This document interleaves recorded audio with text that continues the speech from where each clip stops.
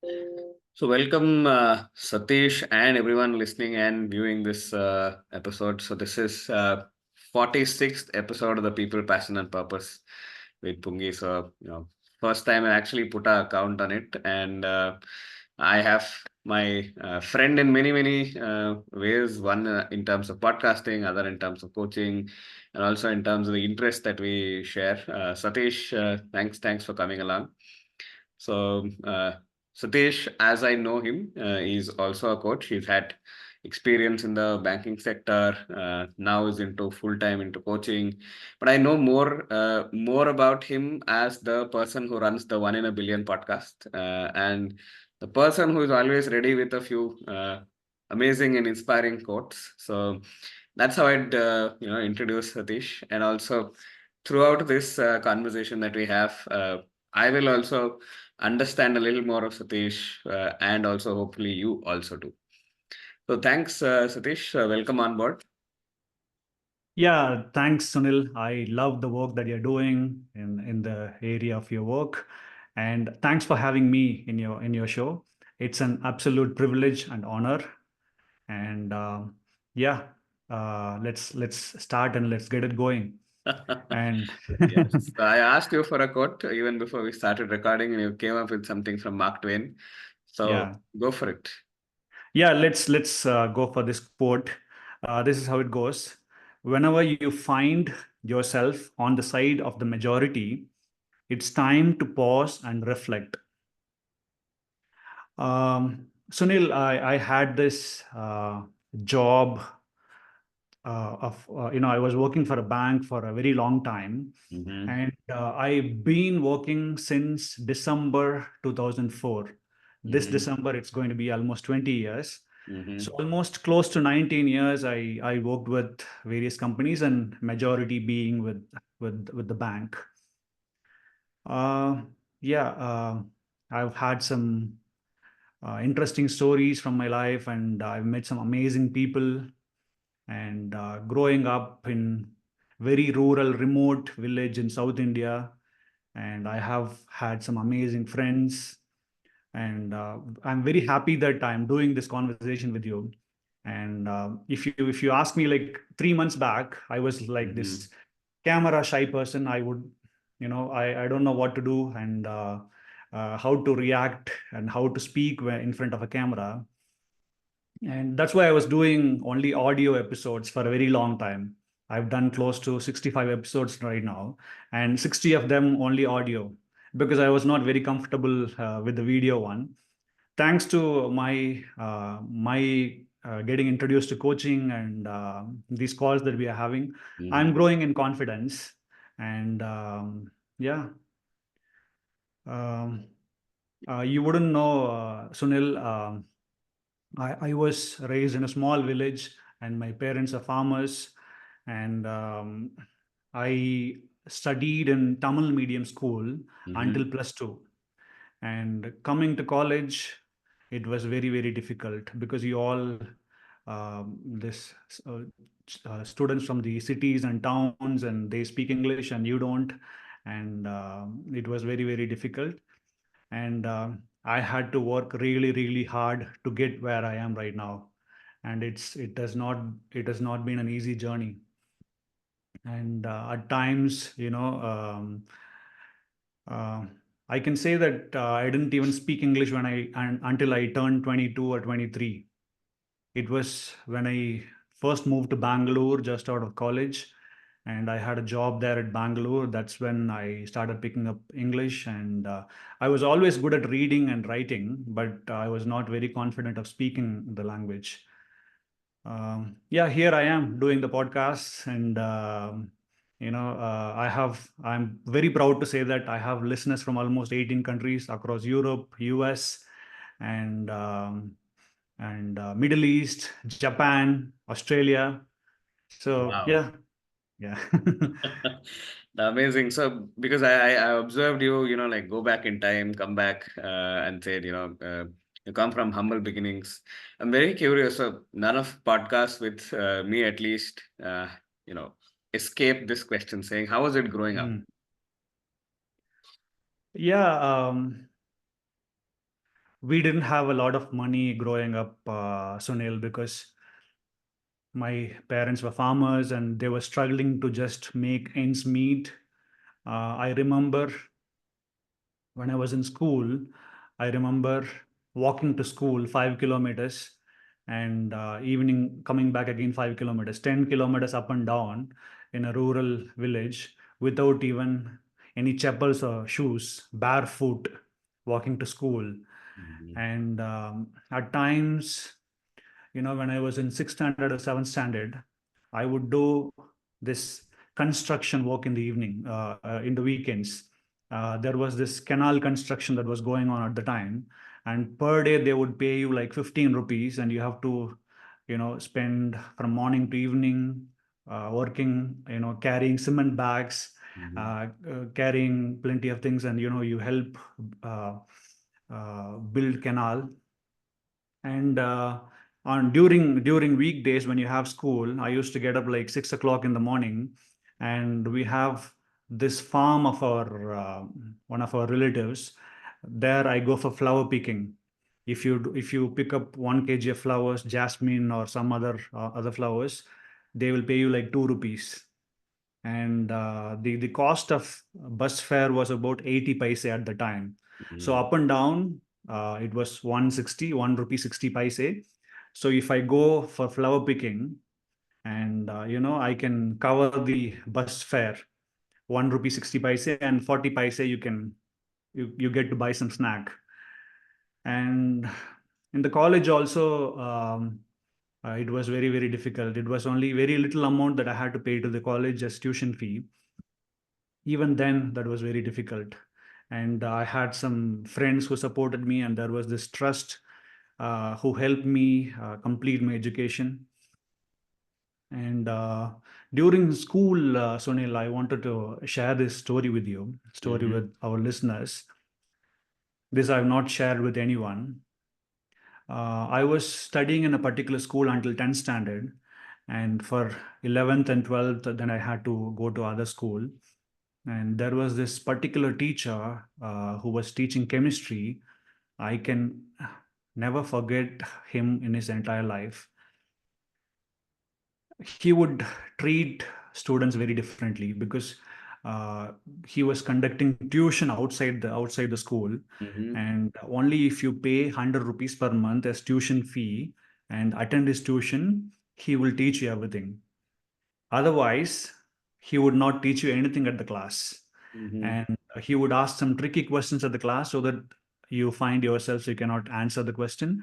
And he will sometimes beat you up, and sometimes, put you in a lot of humiliation in the class. I was a good student. I was the school topper at the 10th standard, but I moved to this school and I found myself struggling because he was not teaching anything at the class. He was only teaching at the tuition, which I could not afford. It was only 100 rupees per month, which I could not afford. But looking back right now, I don't have any regrets. And if at all I have a chance, I want to go back to him. He may be in his 70s right now. So I want to go back to him and meet him and forgive him for the act that he did. Maybe it's just part of being human, or maybe his condition and his upbringing was very, very difficult or different. So we have to understand. So, people come from this various backgrounds and cultures. And thanks to my bank job that I had, I have met more than maybe 100,000 people across 15 years in the bank at various geographies. And this gave me unique perspective. And I try to understand where they come from. And sometimes there are some difficult customers, sometimes there are some gentleman customers that walk to the bank. But looking back, I am really grateful that I have had this experience. And at the time, last year around, or for the past couple of years, when I was actually considering quitting the job, it was a good job. It was a very high paying job, and not many complaints. It was, to be very honest, it was one of the best banks in the country to work for. They have this award of this great place to work. They have great culture. But then the timing part, I couldn't do that. I had to be at service almost 24/7. 24/7. I had customers from Middle East, across other countries, and they would call you anytime. So there was no boundary between your work and life. And I would leave somewhere like 8:30 in the morning, would get home only by around the same time, 8:30 in the evening. So if I was staying very close to the office, only 5 minutes drive from my home. But then if you're driving for 1 hour, and you are easily out of home for almost 14 hours, that leaves only about 10 hours for you to sleep, your personal care, your family, your children, your other passions, and whatnot. So the timing part was something I thought was not okay with me. That's why I decided to leave. And let me show you this book that I have. And Hmm. this book has profoundly changed the way I look at the world. And can you see this? 4 hour It's work called, week. yeah, yeah. This guy is amazing. Tim Ferriss, and Team he's from the Paris. US. Yeah. And I was amazed at when he mentioned you can only 4 hours a week, where I was working almost 12 hours per day and 6 days a week, almost 70 hours per week. Whereas in other countries, US and Europe, people only work for about 30, 40 hours. And besides that, there was this constant pressure of being judged, being, if you don't meet a particular target during the month end, you will get humiliated in front of uh, other branch managers. I was heading a very large branch at Chennai, and this particular branch had about 15,000 customers, and I was directly handling about 500 plus HNI, very high net worth individuals. So yeah, uh, looking back, I don't have any complaints. I'm very happy that I've embarked on this journey of coaching. And we are I wouldn't say that I've figured out everything in my life. I still don't know many things, and long way to go in terms of you know understanding people and reading various things. And I'm just in the beginning of coaching, and it's only been 3 4 months since I started. And already I've met some amazing bunch of folks, and it's awesome. The feeling is great.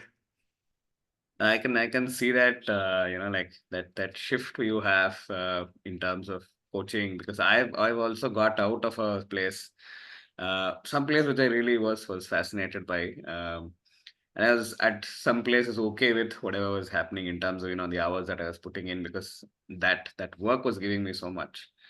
And then coaching came along, and coaching literally shifted the ball game completely. And I was one of the coaches who did not know what coaching was, and Hmm. as and when I got into it, and only then I realized, oh, this is fantastic. So, what draws you into coaching? Yeah, to be very honest, Sunil, when I came out of job, I didn't know what to do. I thought I would become. I had this huge ambition of becoming Tony Robbins of India. Hmm. I thought I would. Very possible with the physique that you have. Right. So I'm 6 feet 3, 6 feet 2, 2.5, and I play tennis, and I feel that um, you have to take care of your body. I've already turned 40 this year, and I can give some 20-year-olds a run for their money when it comes to. I run very fast, and I can proudly say that I can beat almost 95% of 20-year-olds in a 100-meter race. And I've taken care of my body very well. 2014 is when I started playing tennis. I'm a big fan of Pete Sampras and Roger Federer growing up. And I started tennis at the age of 31. That was too late. But I was completely obsessed and very passionate about the game of tennis.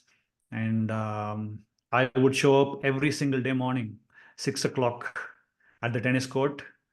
And continuously, I did that for about 5 6 years, and I learned all the basics.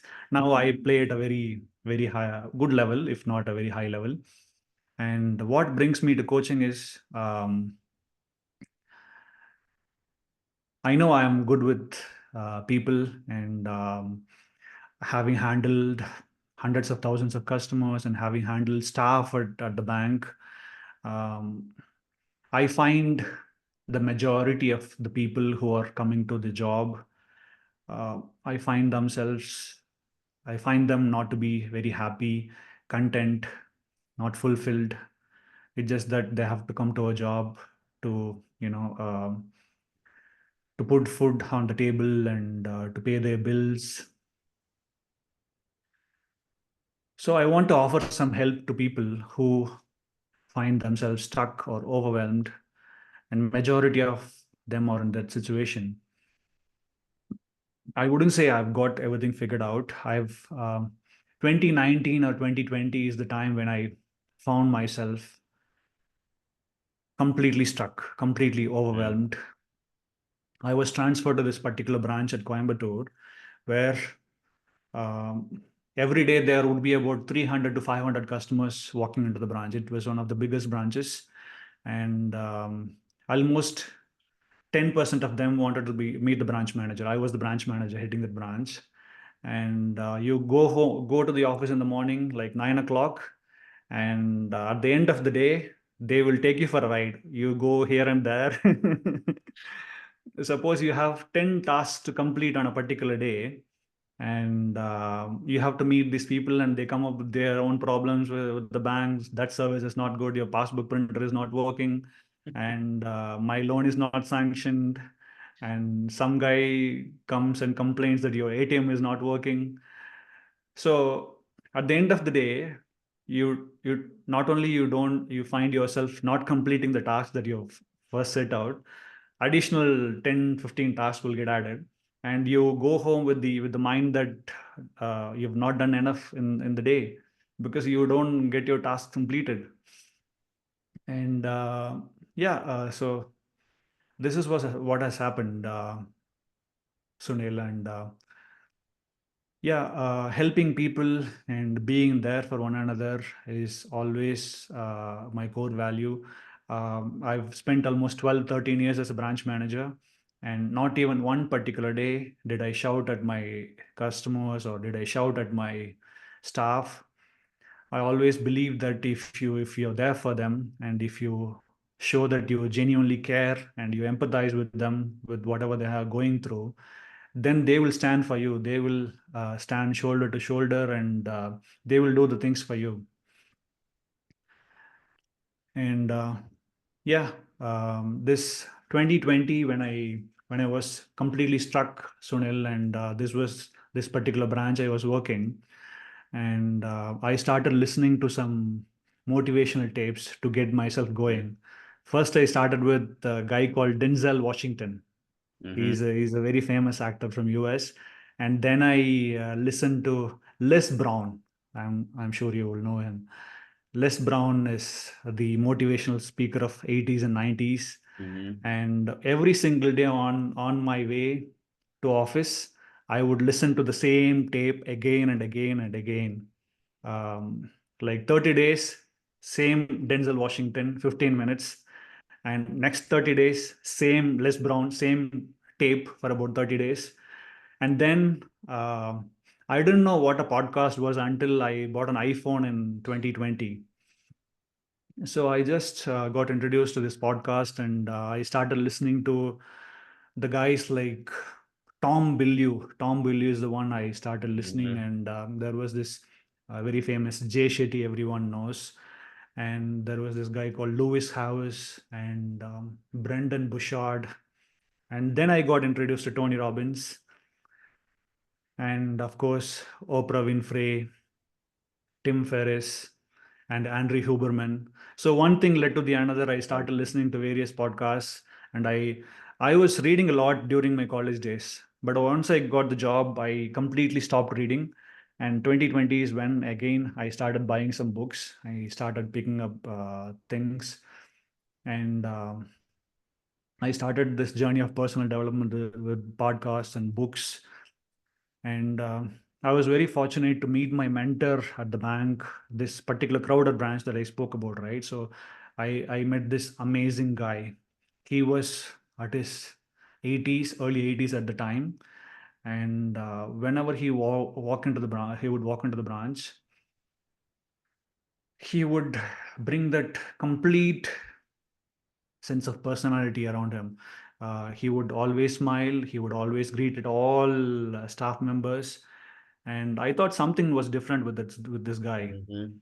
And he put me in a WhatsApp group called Daily Inspiration, and he has single-handedly transformed my life to where I am right now. Mm-hmm. All that I have, all that I do is because of him.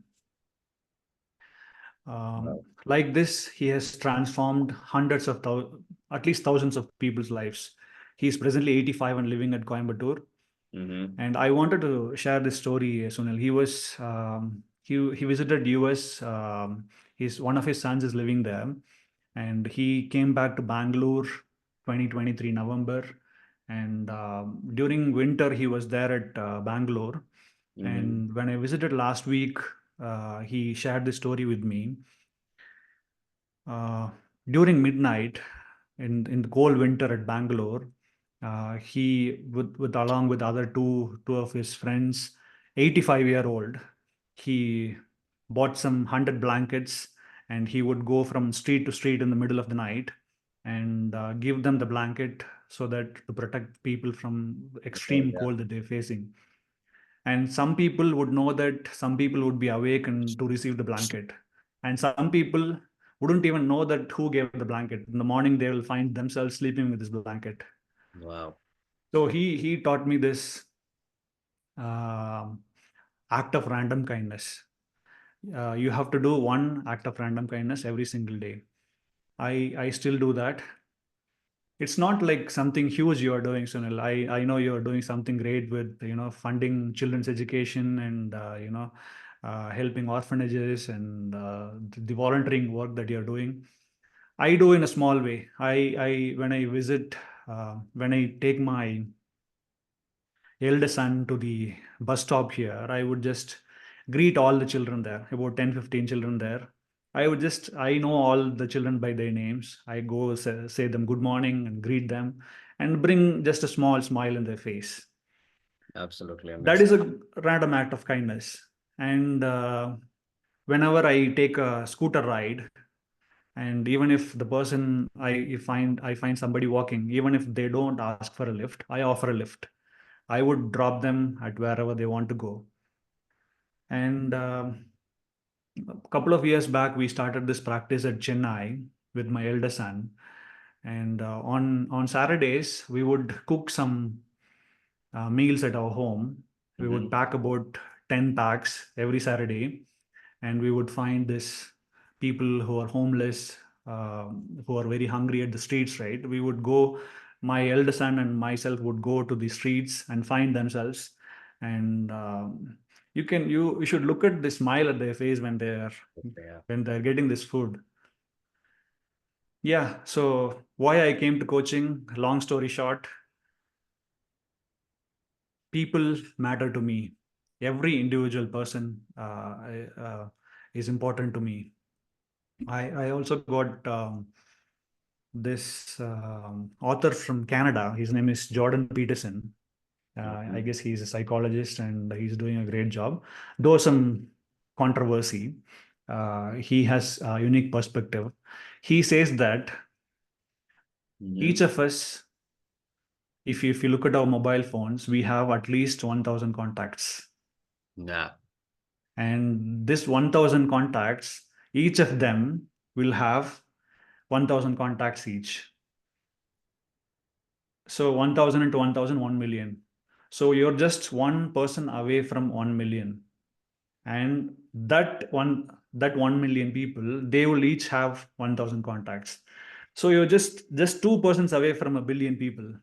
You feel Oh, that the world is very big, and what you do individually, or what you don't do for that matter, you feel that it's not that of very important. But then, if you look at this perspective, your life is like dropping a stone in the pond. It creates ripples. Absolutely. And what you do or don't do is important. If you do a small act of kindness, somebody else will pick it up. Somebody watching you do this, they will pick it up and they will go and do something good for them, for another person. So it's like a contagious thing, and it goes on. And that's how we can change the world. And through coaching, I don't know if I can become a great coach, but I'm very confident. I'm very passionate to work with people, and I genuinely feel that I can make a difference. Absolutely amazing. I think there are many things that I'm picking up. One is, random act of kindness, one act of kindness a day. Uh, and I think also, pretty important for us to share that kindness doesn't have to be big. So a lot of Right. us have this feeling that, hey, I have to donate, like entirely my kidney to say, okay, I am doing a donation and I'm doing something out of kindness. But it's all those small things like, helping sometimes like tough traffic, Bangalore traffic. And there are Right. places where, the dogs are, I am absolutely away from dogs. I am really, really afraid of dogs. But there are a few that, struggling to cross the road. And sometimes Hmm. I help, those dogs essentially get from point A to point B, and then, I come back.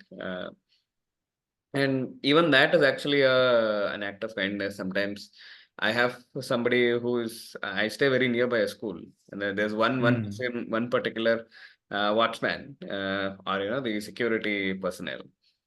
So he greets every student, whether the student greets him back or not. Hmm. He does it because he Right. loves doing it. So our way of life, our satisfactions, and sometimes the control of each of these locus is with us in terms of happiness, in terms of satisfaction, in terms of all of this. A lot of things that essentially that one track of your thought process got in, and I also was curious. The 1 in a billion, was it also the name because of the 2 degrees or two shifts that gets us to a billion? Right.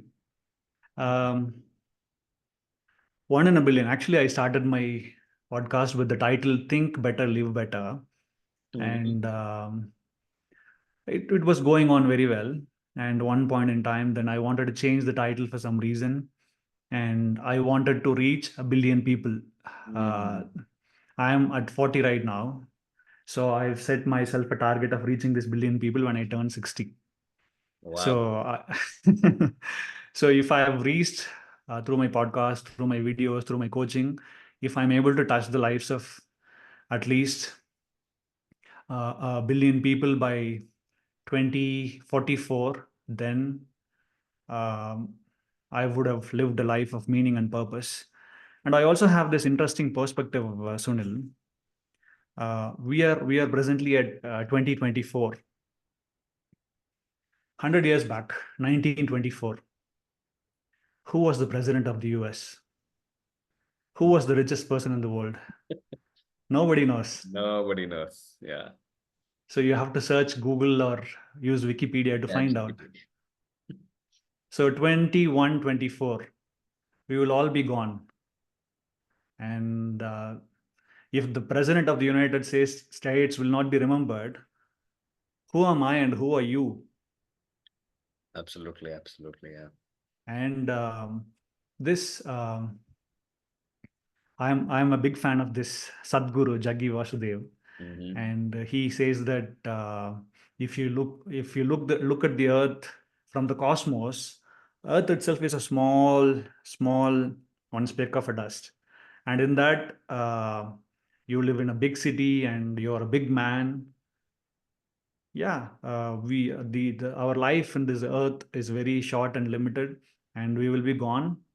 And if you want to be remembered, at least in your town, you have to live a life of contribution. Uh, People Absolutely. like Nelson Mandela, people like Mother Teresa, people like Martin Luther King, people like Gandhi, Mahatma Gandhi, they all lived a selfless life. They all lived a life of contribution.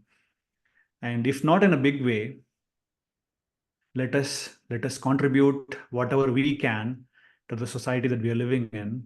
And yeah, I am aiming for 1 billion people right now, and let's see how it goes. Wow, fantastic. So I think the billion starts with one. So it always starts with one. And Right. my best wishes in terms of you growing to a billion and then more than a billion.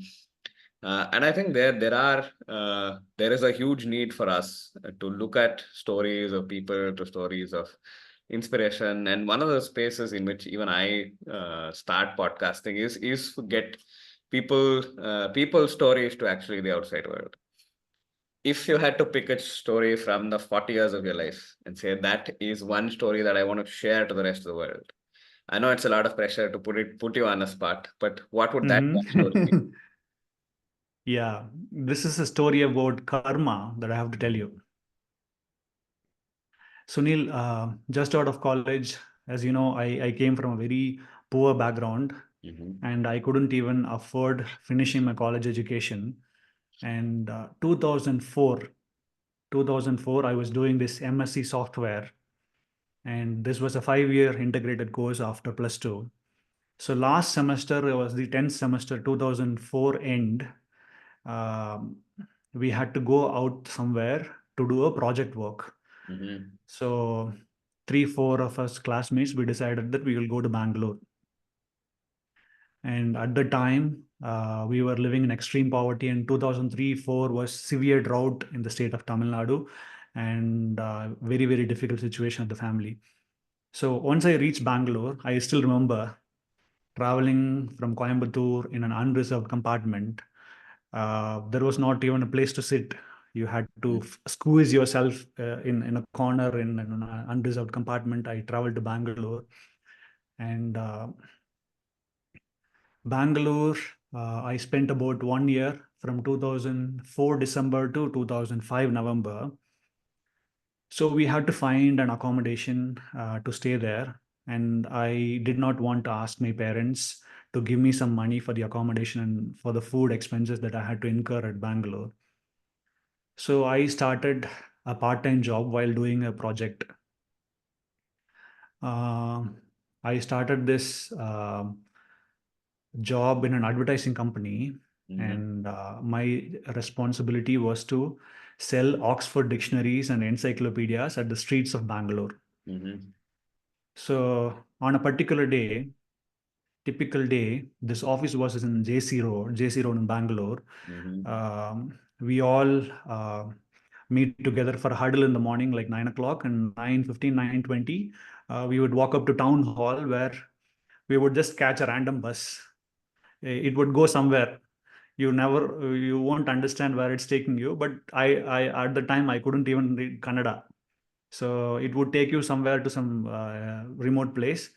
So you get down there and assess what is happening, and I would typically meet about 200 customers Mhm. going door to door, knocking on the door. You want to buy Oxford dictionary?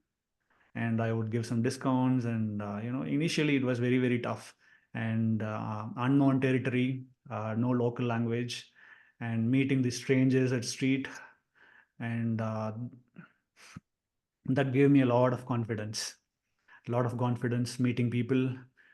Starting with the job, I didn't even know how to speak English, so I had to learn, looking at how people spoke at the time, and that gave me good exposure. And one particular day, Sunil, maybe after about 5 6 months after I joined the job, and one particular day, I was walking with my shoes, and there was this hole on one of my shoes, and I couldn't replace them for a long time. And because I didn't have enough money, this one Oxford dictionary will give you 50 rupees. And if you're able to sell about five six of them in a single day, then you would have made about 250 300 rupees, which was a decent money at the time. And you can buy yourself a good dinner. And the accommodation was, I would pay every single day. Accommodation Mhm. was costing 50 rupees. And there was this room at Minava Circle. There was this Mhm. lodge that I was staying there. 50 rupees I have to pay. And there were days you would come home without selling any dictionaries, and you find yourself going to bed hungry. And there was this one particular day I was walking with my shoes with the hole on the shoes, one of the shoes, and I go to this residence and I found this residence locked. There was this nice pair of leather shoes kept outside. I couldn't just resist myself to pick those pair of shoes. I'm sharing this because I genuinely feel that at some times, as human beings, we live in this world, we sometimes make some decisions which prove to be wrong. But at that point in time, that looked like an opportunity for me, and I stole those shoes. And years later, I still remember that incident. I still regret having done it. And I know karma will hit me back. So some almost 15 years later, when I had new pair of Nike shoes that I could at least afford these days, Nike shoes that was kept outside my home, and within a couple of days it was gone. So this took me back to that memory, and I know that karma will hit me back and I'm prepared to lose another 9 pairs of shoes from here on. You've taken one pair of shoes and karma will hit back with 10 times or at times even 100 times. Absolutely, yeah. A very, very interesting perspective, Satish, because I understand the feeling, I understand the intensity of it. Because I've been listening to it and I'm a storyteller myself. So I think, sometimes the shoes is meant to be. So Hmm. whoever has lost the shoes said, Right. maybe it's also karma hitting me back. So you never know because that's the joy of life, right? So you never know why certain things have happened. Why are you put in a specific challenge?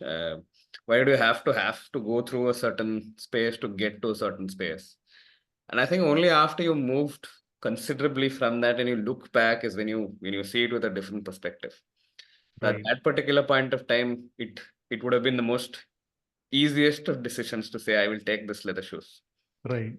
And now looking back, you're like, oh, no, I shouldn't have done that. Then you're now looking, okay, maybe it was for somebody else, I took it from them, they had to incur extra cost, etc., etc. And then, when you see also then your own shoes, you can either choose to look at it saying, now it's going to help somebody with a broken shoes. Right. And, we can always afford to smile, your random act of kindness. Right. Just another thought that, essentially came to me when you were sharing that. Hmm. No, but yeah, thanks for sharing. I think there are things like that in terms of sometimes when you are awarded certain things that you feel you may not be deserving of some places you are taken away from or some awards that you feel you deserve at some point are not given to you at the point that it's given. And I feel at some place the universe is giving you what exactly you want. It's Right. always gifts that the universe gives back. And like even in our conversations and in this place, I see somebody who's a very like humble background, a lot of experience in life, and now looking forward to passing the baton on, sharing more of some of the things that you've learned. What would you like to unlearn, say, from 40 years of life experience? Wow. That's a great question, Sunil. Coaching questions for a coach. Unlearn. See, talking about unlearning, I have this quote that I've noted down. I want to Mhm. share it with you. And this is how it goes. I don't know who wrote this quote. I cannot give you a surefire formula for success, but I can give you a formula for failure. Mhm. Try to please everybody else all the time. So I was always been a people pleaser, and during from the time of childhood, I always had this image of good boy, and I would not give any troubles to anyone because I was very, very conscious and focused on, you know, only showing the good part of myself to others and hiding the bad part. Mm. And at the job also, I always try to please people, and I always try to be good with customers. That of course was needed at the job. But somehow I understood the fact that you cannot please and you cannot make everyone else have everyone happy. No matter what you do, there are people who will criticize, who will say bad things about you, and you don't have to worry about all these things because it is part of who they are, and you have to completely respect them as human beings. And yeah, this is one aspect I would like to unlearn. I'm still trying to please people, and still a long way to go. It's only after I embarked on this journey of coaching, starting to show my vulnerable part of life. This particular shoe story I never shared it with anyone, including my wife. Mhm. And today it's out there in the public for people to know. Yes, And it's okay to be having these imperfections as human beings. And absolutely. when you are not perfect, and you cannot expect everyone else to be perfect, right? Yeah, so Absolutely. this is something that I would like to unlearn. Yeah. Amazing, amazing. In terms of, I think even sharing vulnerabilities, and I think even for me as a person over a period of time, it's come to that place saying I am now okay, confident enough to share. This is something that has happened with me. It's a fact, and there are associated emotions to it. Somebody will see it differently, but I see it as what it is. It is one of my favorite words is Swayambhu. It is Hmm. as is. It simply exists. So whatever you want to interpret it as, it's up to you. And at some point with coaching, you interpret it in a kinder version to yourself. That it's Right. okay, it's happened. You don't look at it with regret. You don't look at it with anger. You don't look at it with aggression. You look at it with kindness, empathy, and compassion. And I think that's something that I've seen you exhibit in all the smaller of conversations and the conversations that I've had today. That compassion matters to you, kindness matters to you, and then I love this, which I actually wrote it down. That people matter to me. I think that I Hmm. think is a good title for us to start Right. off with. Hmm. And yeah, it's been almost close to 15 minutes that I've been talking to you. Do you feel that I haven't asked you a question in the podcast today, which I should have asked? Hmm. Yeah. This brings us to the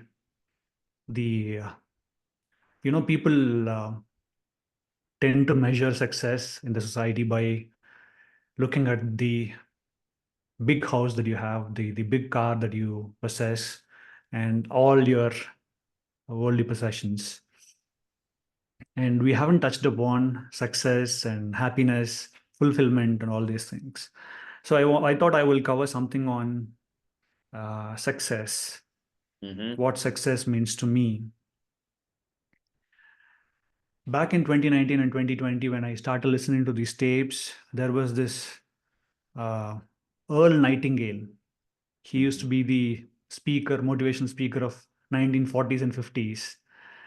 Um, he says in his speeches that success is a progressive realization of pursuing a worthy ideal. Mm-hmm. If you are someone who knows where you're going, if you have a goal and you're making one step at a time, slowly progressing towards it, then you are successful. Um, and there is also this quote from Jim Carrey that Dr. Larry Davis shared with me in my Mm-hmm. other interview with him. And this is how it goes. I hope everybody would get rich and famous and will have everything they've ever dreamt of. So they will know that's not the answer. Oh, absolutely. Yeah. Yeah. So getting rich, traveling the world, buying all possessions, big house, big car, and during my corporate life, when I was working at the bank, I thought I had it all. I had a house, I had a car, I had everything, and high paying job, and something was missing. And I was very curious to find out what it was. And it was actually fulfillment. I was really not content with what was happening, and I was not living a life of contribution. Now, I am in a place where I feel very passionate about what I'm doing, and there is this interesting book that I came across, like Ikigai. Mm-hmm. So, they talk about what you're good at, what you're passionate about, and What what the exactly? world needs, and what you get paid for. So I'm seeing myself in this integration of these four circles. So I am doing something that I'm very passionate about, and this is, of course, the world needs, because vast majority need help, though they are not aware that they do need help. We have to cover a lot of ground in terms of explaining how coaching works, and the benefits of coaching to the majority of folks. And that's the intention of me starting that series of interviews, with starting with you. You were kind enough to say yes when I asked for it, and after that I've done 4 interviews, and I am growing in confidence. And if I have to share one thing Mm-hmm. to our listeners, I would just say one thing. It's very, very simple. When you wake up in the morning, think of what a precious privilege it is to be alive, to breathe, to think, to enjoy, and to love and live. And just be grateful for where you are. Don't have any complaints. Accept things as they are, and move forward with confidence, and take one step at a time, and you will progress.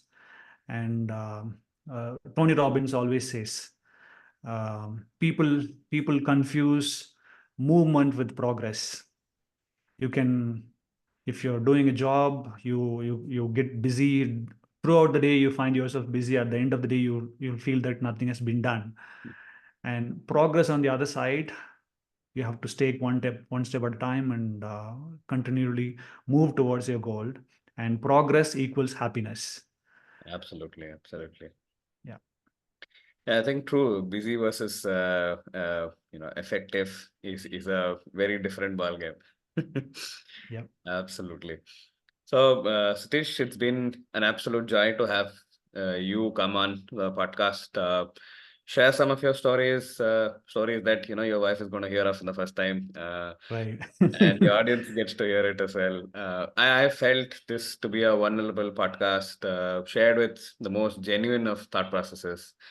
And it's been a very interesting one listening to. So one of the things that I only had to go on was, you love quotes you had from banking career prior, and you're into coaching, and we still made it to 1 hour of the podcast. So I'm saying that's something I can be proud of in terms of this, and I'm absolutely proud of the things that you've been able to move from. The story of yours is very inspiring, from suburbs and small villages in Tamil Nadu to getting into coaching, working in a banking sector for 19 years. And then somewhere also, you were talking about success. Sometimes we think of success as only, billions of dollars and stuff like that. Looking back, every day, every place, every decision is something that leads us to success. And to wishing you the best. Hope 9 more Nike shoes of yours get given to right people. Right. And yeah, with that, I would like to close. Anything that you would like to just add? Yeah, just final one thing, Sunil. Um, it's been like almost 50 minutes, but I don't feel like having spent 50 minutes with you. It definitely feels like what Dr. Larry Davis calls as a flow state. Absolutely. I genuinely believe that I'm in that float state. And share. Thank you for inviting me to your show. And you are doing an amazing job as a coach, as a volunteer, and you matter to the world. And your contributions are great. Please keep up your good work. And we have not met in person, and I look We should forward to meet. meeting you in person sometime. And Yeah. presently, I live in this beautiful mountains of South India, and I look forward to seeing you in person sometime. Yes, yes. The And Nilgiris Valley. we can definitely look at having a part two, because I feel like I need to, You would love that. I should have shared more things in this Absolutely, episode. absolutely. Yeah, Yeah, I think part two is on the cards. You let me know when's a good time. We can sit down, talk to you more in more detail and more depth. And I right. feel that there's a lot more to be explored. Absolutely, man. Absolutely. Fantastic, Satish. So I will officially close this one, and we're looking forward to the next one. All right. Okay, then Wishing thank you you. all an amazing day and week, all listeners and viewers. Thank you very much for your time. Really appreciate it, Sunil. Fantastic.